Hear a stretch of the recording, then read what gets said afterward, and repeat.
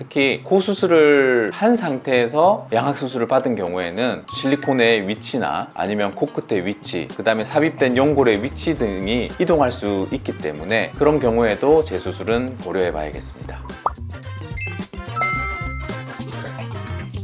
안녕하세요. 도난성형외과 경국진우 원장입니다. 오늘은 양악 수술 후 코 성형에 대한 부분을 다뤄볼 텐데요. 양악 수술을 하면 코 모양이 변하는지, 어떻게 변하는지, 그러면 언제 수술하는 것이 적절한지 알아보도록 하겠습니다. 양악 수술은 말 그대로 상악과 하악, 우리가 흔히 알고 있는 윗턱과 아래턱을 수술해서 재위치시키는 수술입니다. 주로 다음과 같은 이유로 수술을 하게 되는데요. 첫 번째로 턱 교합의 문제, 즉 부정교합을 교정하여 씹는 기능을 정상화하기 위함입니다. 두 번째로는 얼굴 균형과 비율의 개선을 위함이 있고요. 마지막으로는 코막힘이나 호흡곤란과 같은 기능적인 문제를 해결하기 위함입니다. 이 과정에서 윗턱과 아래턱의 위치를 이동시키게 되는데요. 이로 인해 얼굴 전체의 구조가 변하게 되고 특히 윗턱의 이동은 코의 모양과 구조에 영향을 끼칠 수 있습니다. 상악이 이동하면 코끝이 살짝 내려가거나 콧구멍이 커지고 콧볼이 넓어지는 경우가 생기는데요. 이건 수술 과정에서 자연스럽게 생기는 변화입니다. 윗턱이 뒤쪽으로 이동하게 되면 코끝이 떨어지고 비주가 처질 수 있습니다. 콧구멍의 모양 변화는 윗턱의 이동으로 인해 콧구멍의 크기나 대칭이 변화할 수 있습니다. 비주가 도드라지거나 길어지는 분들도 있기 때문에 양악 수술 후 일어날 수 있는 변화들을 꼼꼼히 알아보고 진행하는 것이 좋겠습니다.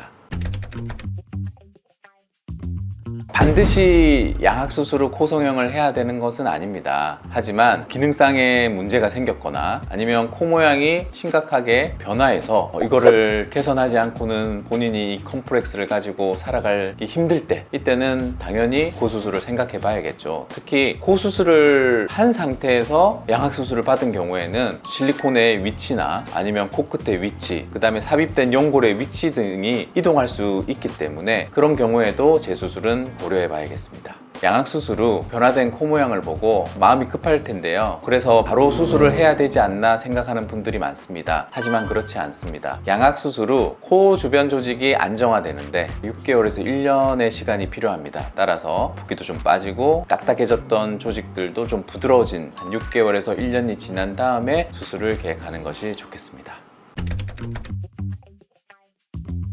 양악 수술 후에는 코끝의 모양, 콧대의 높이, 콧구멍의 대칭 등 다양한 변화가 생길 수 있습니다. 이런 변화를 교정할 수 있는 방법들을 하나씩 알아보도록 하겠습니다. 자, 첫 번째는 코끝의 교정입니다. 양악 수술로 인해 코끝이 지나치게 처지거나 올라간 경우가 생기고요. 그리고 코끝이 처지면서 혹은 올라가면서 코끝이 퍼지는 경우도 생깁니다. 그래서 복코가 아닌데도 복코처럼 보이는 경우가 생기는 거죠. 이럴 때는 지지대를 보강해서 떨어진 코끝을 재배치해주고 연골의 크기나 묶음 정도를 조절해서 코끝의 각도와 코끝의 크기를 교정해줄 필요가 있습니다. 그렇게 하면 코끝을 자연스럽고 조화로운 각도로 복원할 수가 있고요. 얼굴 전체의 균형이 한층 더 자연스러워집니다. 두 번째는 비주 교정입니다. 비주는 코와 입 사이를 가로지르는 코의 기둥인데요. 양악 수술 후 비주가 돌출되어 코가 길어 보이거나 콧구멍 사이가 더 두드러지는 경우가 있습니다. 이럴 때는 비주 연골과 주변 조직을 정리하고 처진 비주 연골을 위쪽으로 고정해서 코 모양이 전체적으로 자연스러워 보일 수 있도록 교정할 수 있습니다. 다음은 콧대 성형입니다. 양악 수술로 얼굴뼈 구조가 변하면 콧대가 낮아 보이거나 반대로 높이가 어색해 보일 수 있습니다. 이 경우에는 코의 지지 구조를 담당하고 있는 비중격 연골을 재건하여 안장코가 된 코의 구조를 정상적으로 되돌릴 필요가 있고요. 이걸로 부족할 때는 실리콘이나 고어텍스 같은 인공 보형물을 사용하여서 콧대를 보강할 수 있습니다. 이렇게 하면 얼굴 전체 비율에 어울리는 콧대를 완성할 수 있습니다.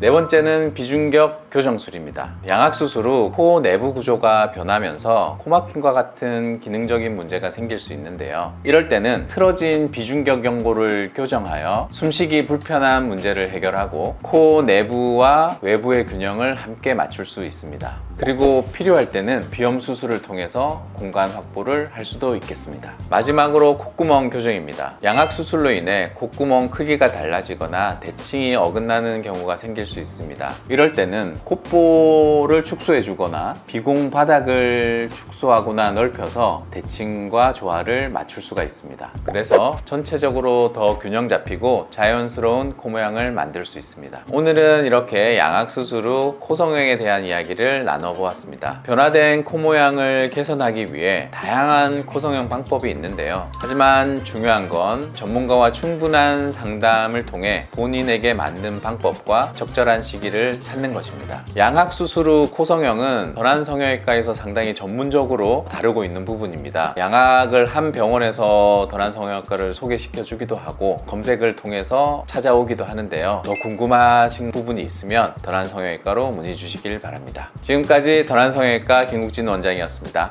감사합니다.